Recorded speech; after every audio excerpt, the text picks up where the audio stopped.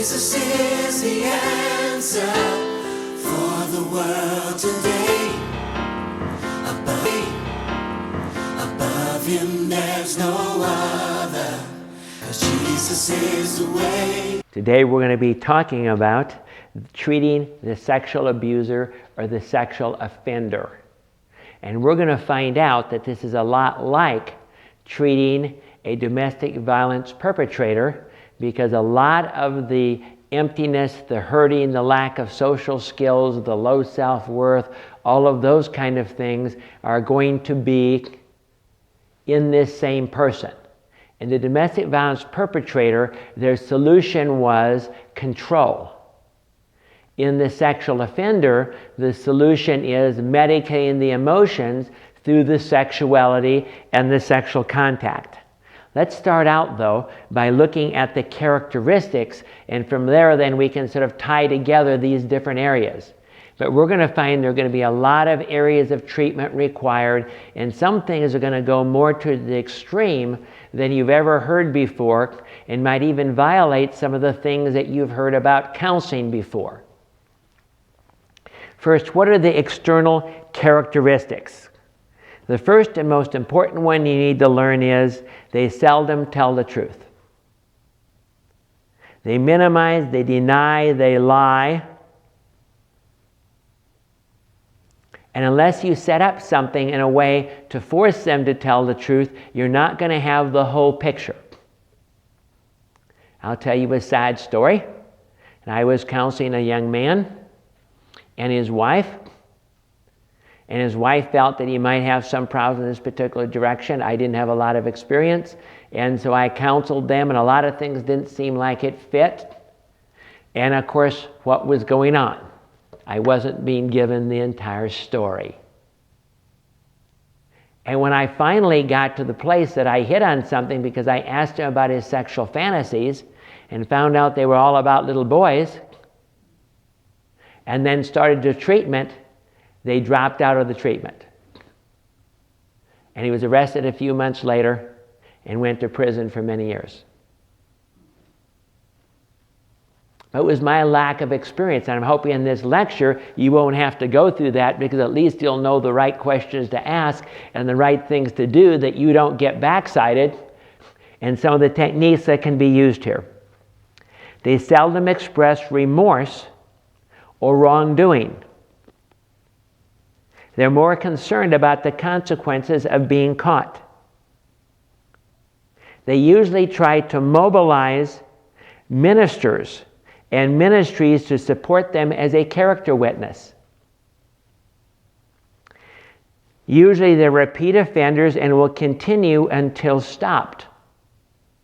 Watch out if they tell you, as an example, well, one time, I've never done it, but one time when I was a camp counselor, they accused me of doing that, but they could never prove it, and of course I didn't do it. So any indications like that, of any problems like this in their past, multiply by 10. The legal system provides the best means for getting them into treatment and keeping them in treatment. The message must be that the behavior is wrong, it must stop, and that help is available. They're looking for a quick fix. They're usually passive, and they can become easily dependent on the counselor. They view themselves as the victim.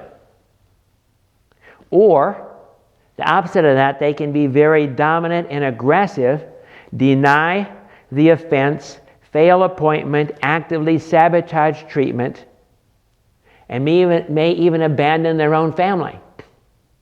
So these can be very difficult clients to work with. Now, internally,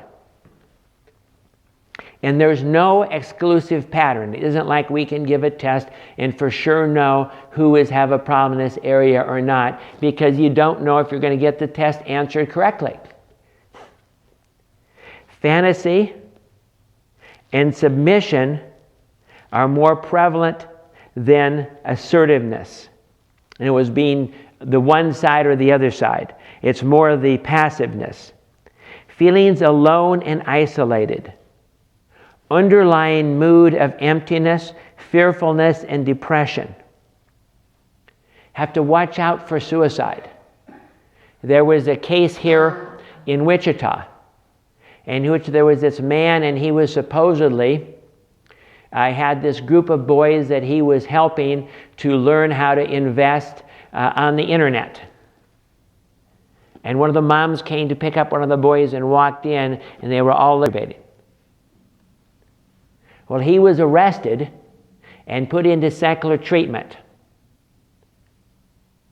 And one day, on the way to secular treatment, he stopped his car along the side of the freeway, waited for two semis to get right next to each other, and stepped out right in front of one of them where they couldn't maneuver.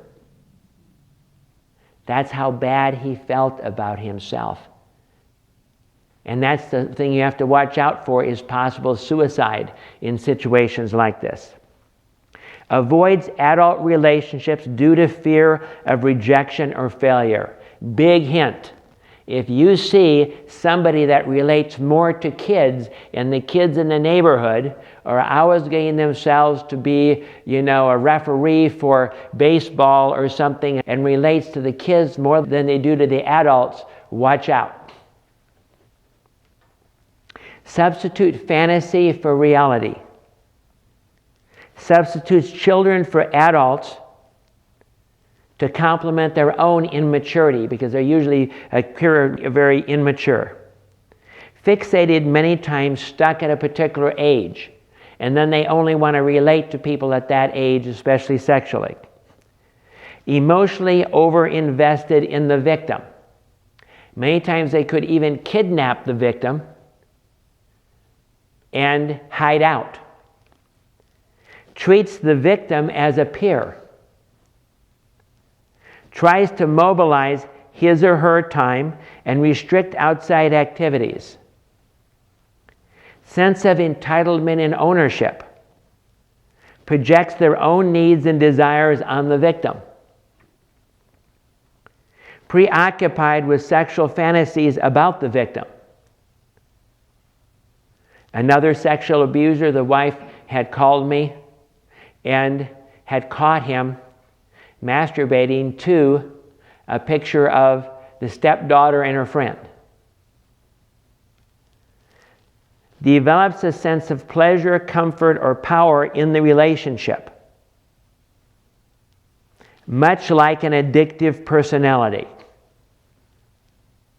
Lack of mastery over the environment, moves from crisis to crisis, despair, pessimism, helplessness, self-doubt, cannot stand to be alone, impulsive, low self-esteem, extreme vulnerability to criticism, history of untreated psychological trauma, possibly abuse in the past, strict routines and rituals.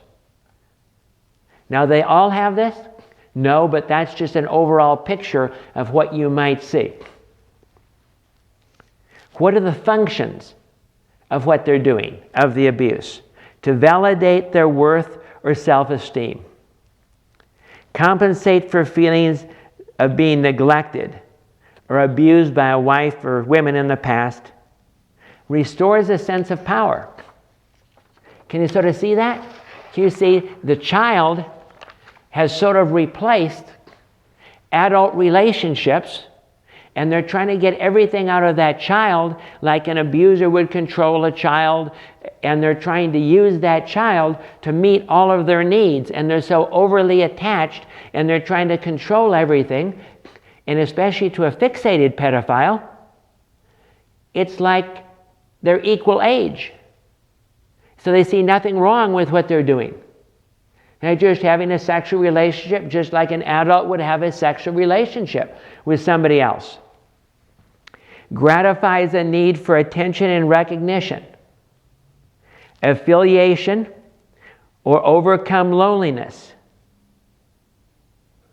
Temporarily strengthen the sense of identity. Relief from pain, reduce tension or stress. Now let's look at sort of a history. They usually have been abused themselves. I think the number is like 60 to 80%. Absent or abusive parent. Insecurity covered by rigid personality and defenses. Legalism. Shallow relationships. Authoritarian use of scriptures to control others.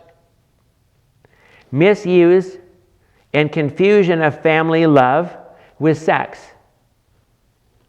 Unable to talk about sex openly.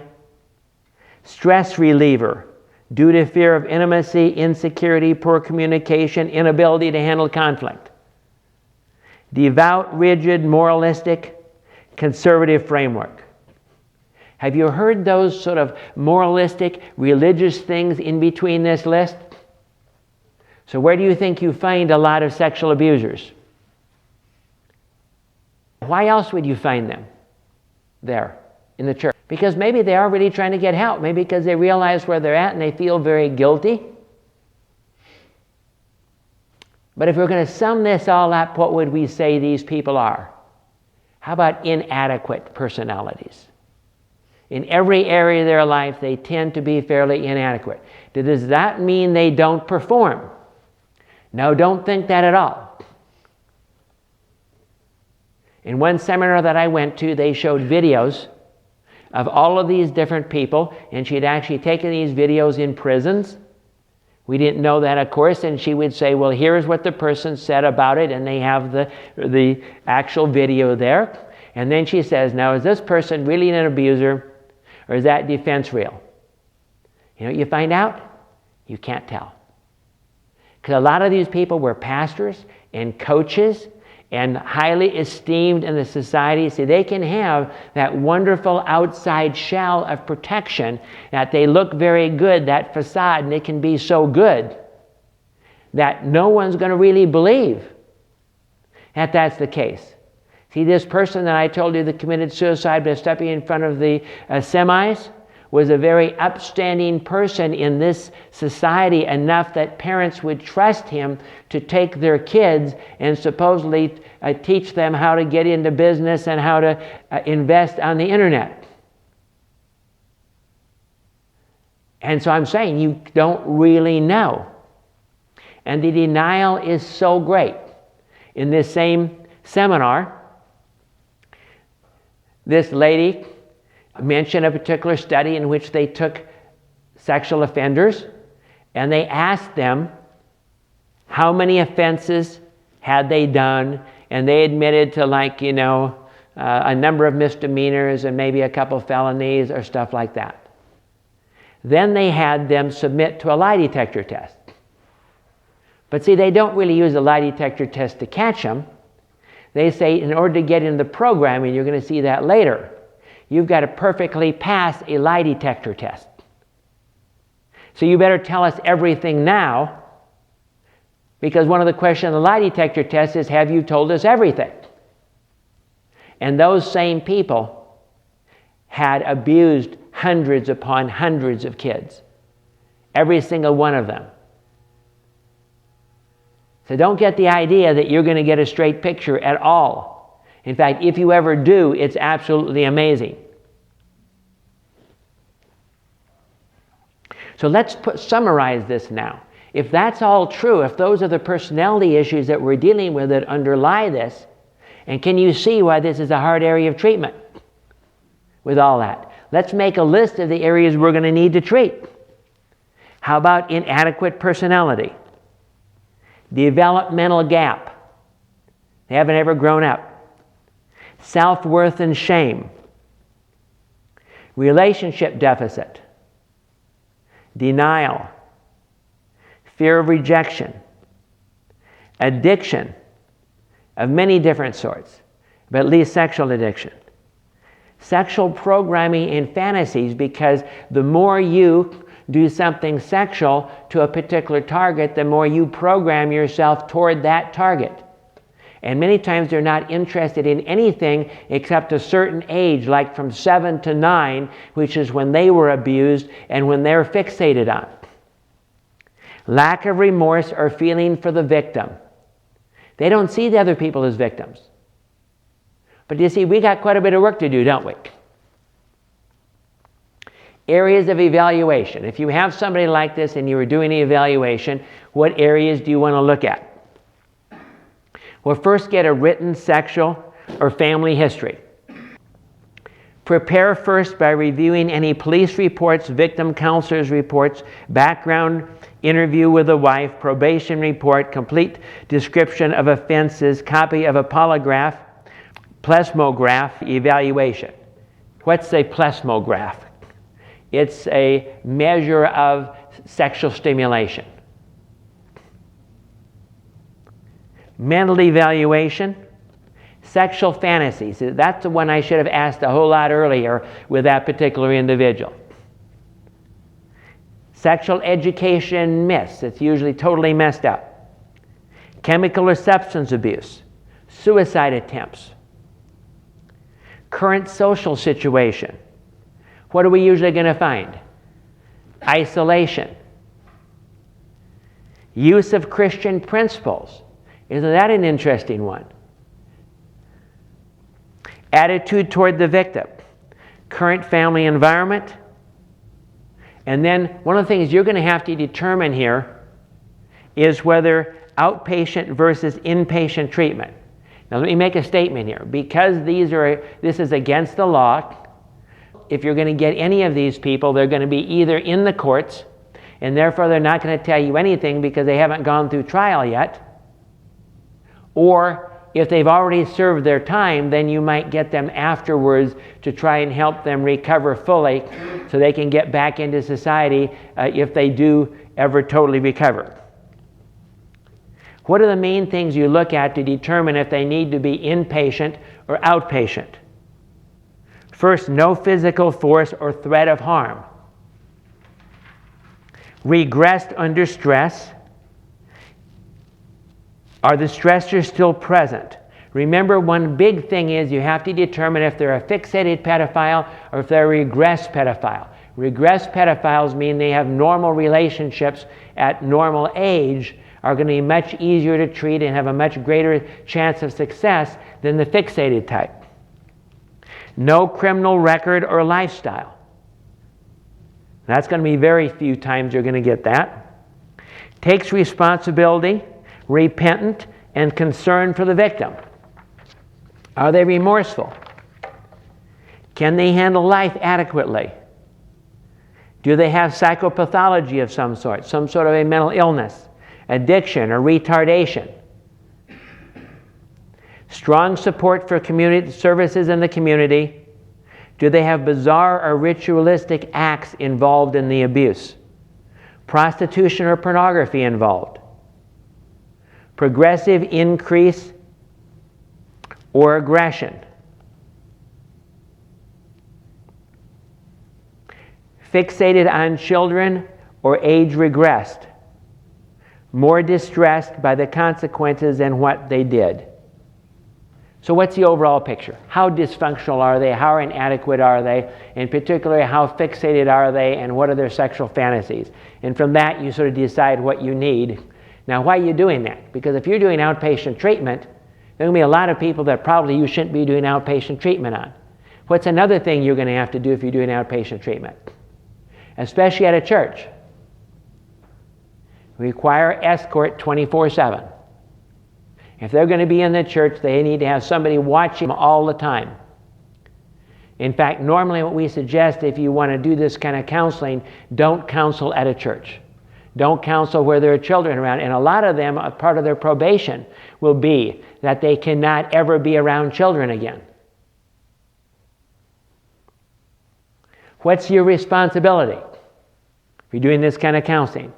Protect the victim. Usually remove the offender and never leave them alone with any children, especially around the church. You must report the offense. You should inform them initially of the limitations of confidentiality. And it's a dilemma because you have to choose. What usually happens if you tell them you believe that they're a sexual offender or they've been offending children, that you're going to have to report them? What do you think is going to happen? That's going to be the end of your treatment unless it's already been reported. So most people you get, it's already going to be reported. I said 2 gaps. One is between the time it's been reported before the courts, before they go to court or before they're convicted, and then after they get out. Now, the interesting thing here I need to explain to you, because let me give you a real strong dilemma that has now finally been resolved in Kansas.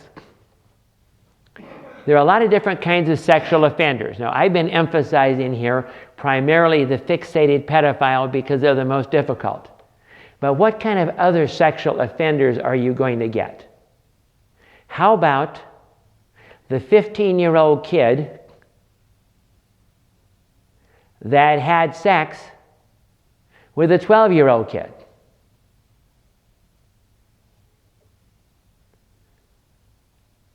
According to the way the law used to be written, that had to be reported.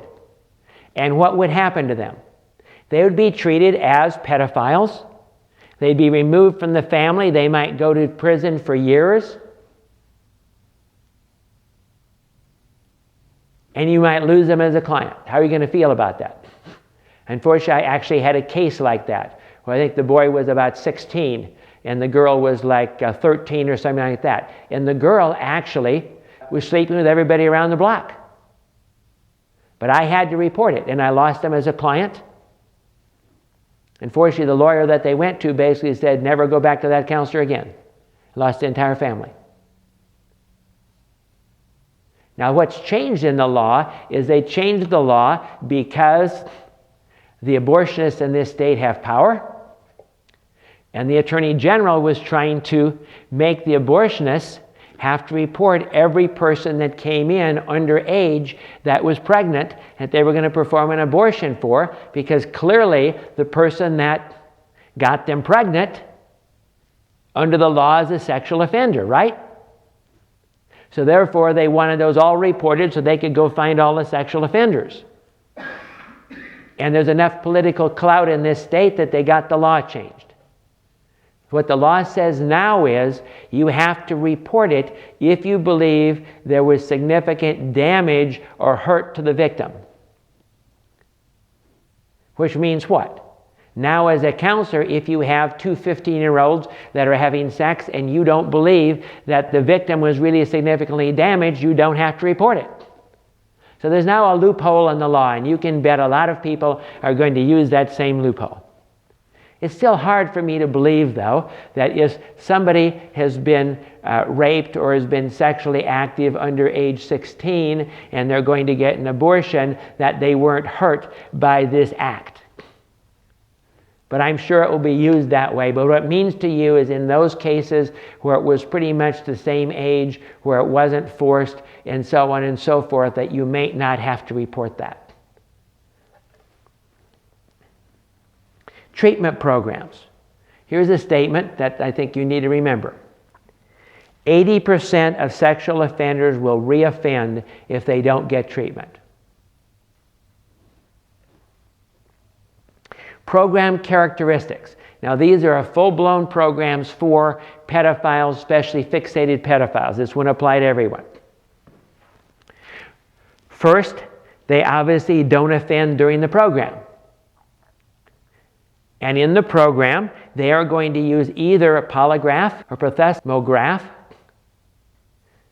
to see where the clients are in their development. The one basically deals with lying, the other one deals with what stimulates them sexually.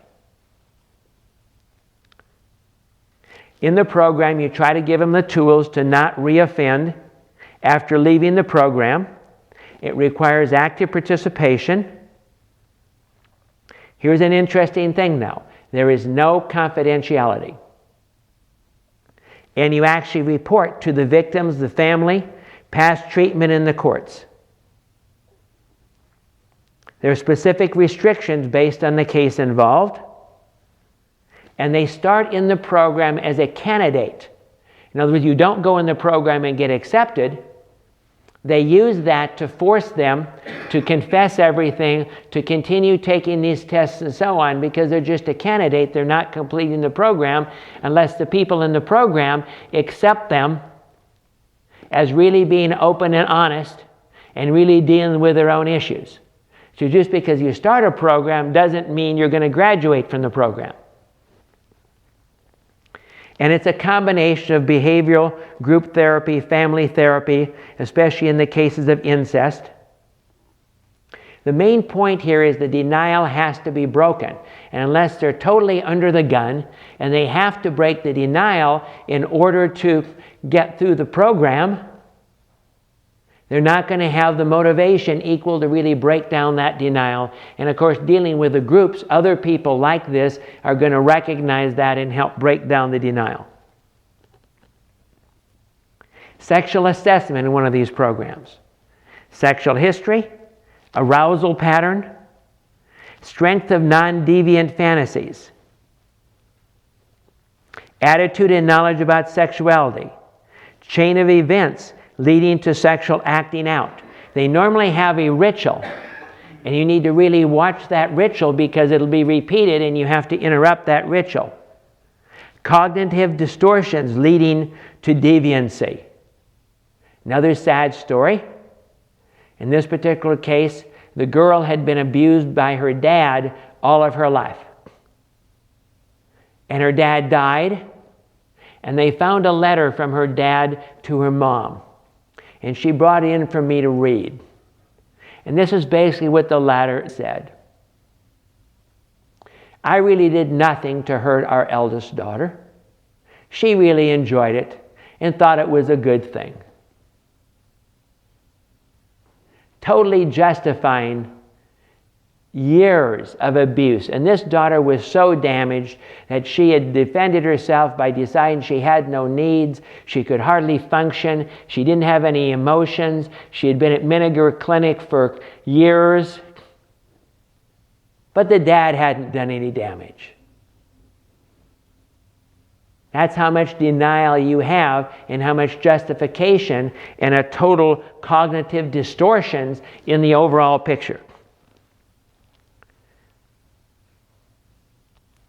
The particulars of the offense, are they charged or not? Because if they're not charged, if this hasn't been brought up, you might have to deal with that. Degree of denial, degree of empathy for the victim, degree of antisocial behavior. Some of these people could be sociopaths, having no feelings whatsoever. Attitude toward women, social skills, assertiveness, aggressiveness, strengths or problems in the marriage. It's a long, long list. And the reason is there's so much damage in so many areas here that you've got to do that kind of thing. Family problems, personal development history, alcohol abuse, personality traits associated with the sexual abuse, externalization, depression, psychopathology. And then there's a whole bunch of different tests that you can give them. I'm not going to go into that, but there's a lot of different tests to test all of these different areas. Why would you want to use a test versus just ask them the question? Because you're never going to know if you're getting the truth. And especially the more it deals with the sexual areas and the offense, the less truth you're probably going to get. Now, different clients are different. You're going to have the whole spectrum from some kid that slept with his girlfriend to fixated pedophiles clear on the other side. And what's the difference going to be? Here's some different areas to consider. How are you going to handle an unmotivated client? They've already done their 10 years. The needs for criminal justice intervention. There's more stuff here they haven't told that you now know. Vested interest in lying because of the court or probation consequences. If they haven't gone to court yet, are they going to tell you everything, realizing that that judge is probably going to waive confidentiality? History of maintaining control by secrets. Underlying problem that is non-sexual.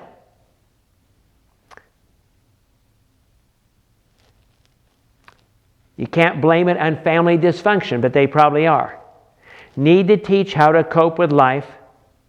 The groups need to deal with denial, provide support, give hope that he too can recover.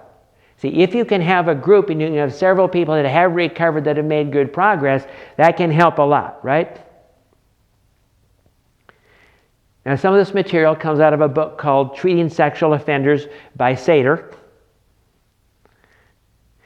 And so they have a lot of different areas to deal with here of things that you're going to do. Besides deal with just normal family needs like regular counseling, you want to find the triggers. What are the things that make this person react sexually and get back into that pattern and that ritual? Interrupt the rituals. Improve self-worth, ability to delay gratification.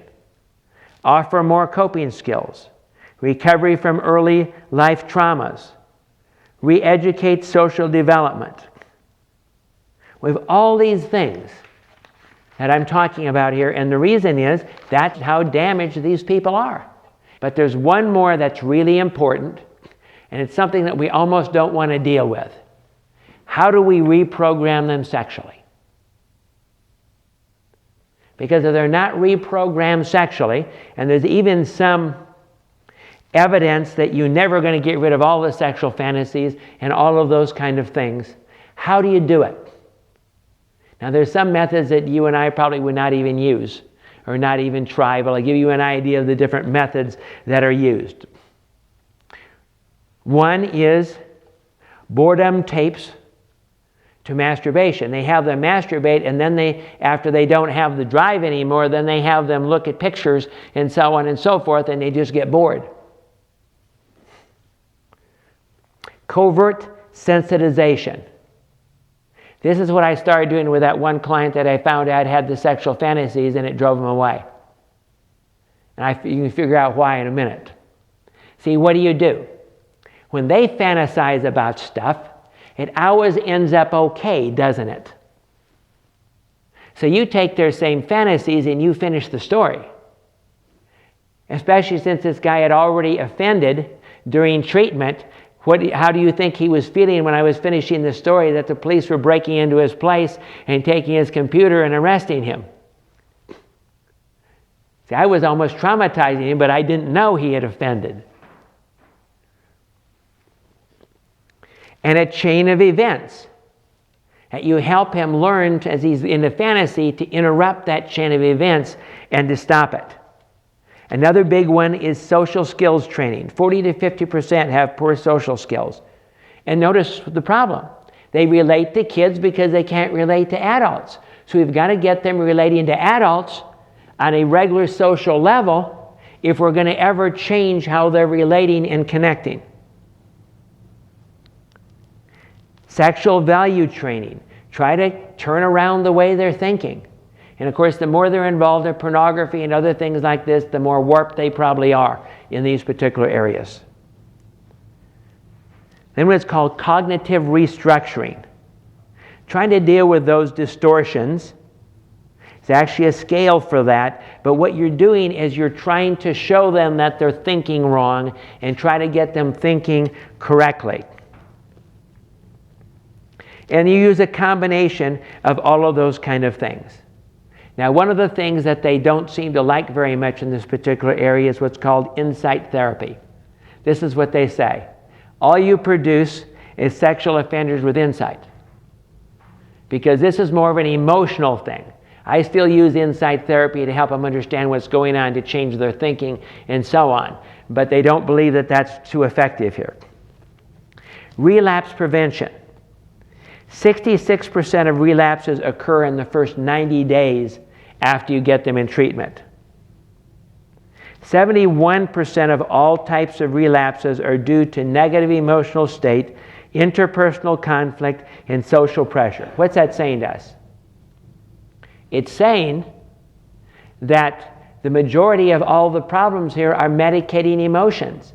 When their emotions are out of kilter, when they're feeling bad, when they're depressed, that's when they act out. When they're moody, all these other kind of things going on. That's when they're going to start fantasizing, and that's when they're going to start their ritual, and they're going to eventually act out.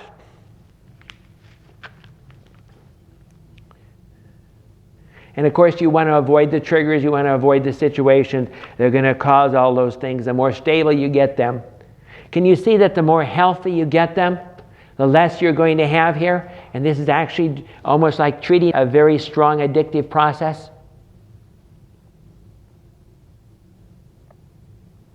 One warning, abstinence, when they're doing good, can give them a feeling of control. This is like other addictions.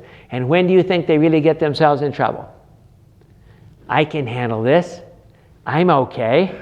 Because that gives them the excuse then to be around kids again or to be in environments where they can act out again. In programs, the first fantasy is considered a relapse. Because once they get into fantasy, they're going to get into ritual, and that's going to lead to acting out. So we have to stop this at the very beginning.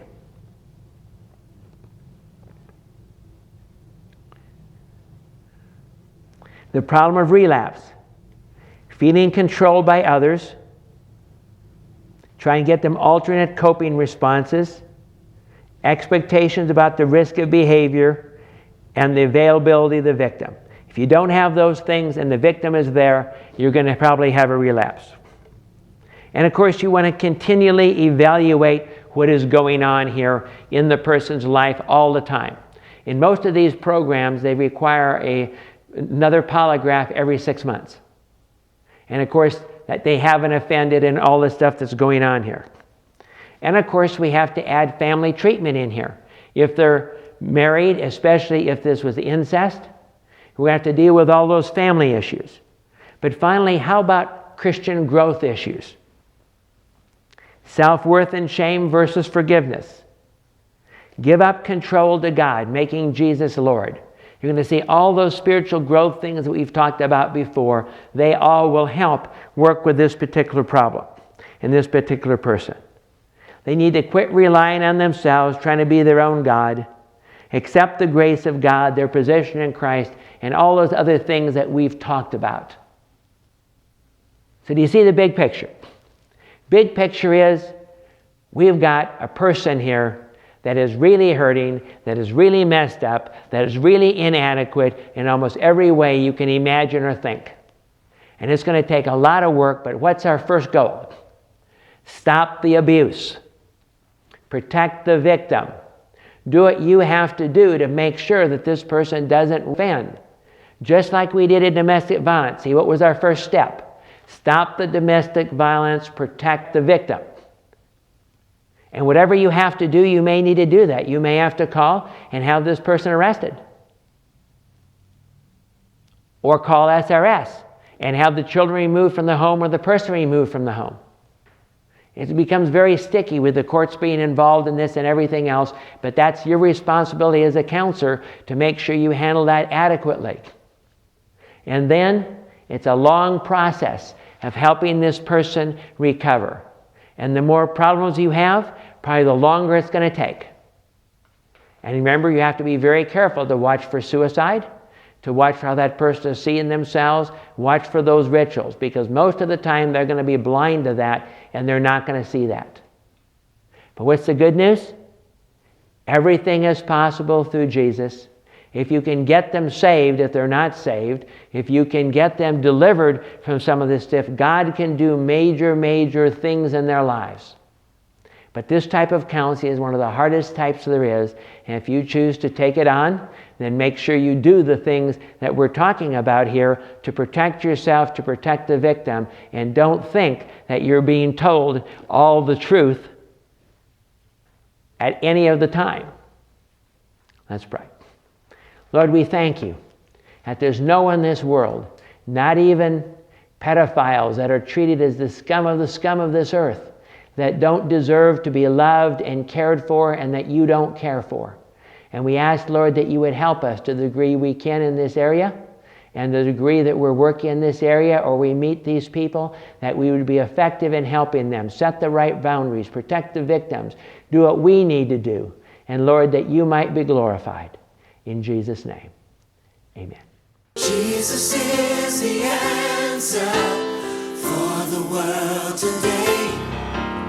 Above him there's no other, 'cause Jesus is the way. Jesus is the answer for the world today. Above him there's no other.